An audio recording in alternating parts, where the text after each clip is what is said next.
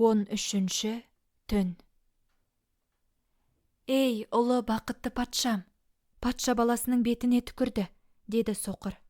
Мен оған ренжідім. Әкемнің туысына, сіз бұлардың бетіне не үшін түкіресіз?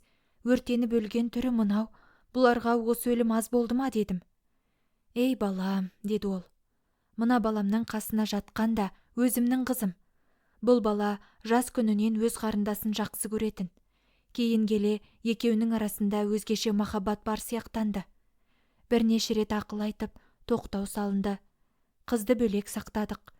Ақырысында елден ұялып, жер астына үй салып, осы жерді тауыпты. Енді бұларға Құдай қаһар етіп, өртеп жіберген. Бұлардың осындай шектен тыс күнәсі үшін бетіне түкіремін, деді. Моладан шығып ордаға келдік. Әкемді өлтірген уәзір әскер алып, әкемнің туысына келді. Ол қарсы шығып ұрысарлық шамасы болмай бағынды. Мен қолына қайта түссем, өлетініме көзім жетіп, сақалымды қырқып, үстіме қайыршының киімін киіп, осы шәһәрге келдім. Үмітім осында тұрған Харун Рашид халифаға мұңымды шағып, датым жетсе, маған жәрдем етер деп едім.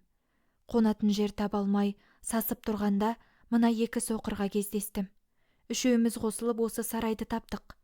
Енді келіп, өлім тұзағы басыма түсіп тұрғаны мынау, деп соқыр сөзін бітірді. Ол әңгімесін аяқтаған соң, қыз құлына қарап, қолын босат, деп бұйрық берді.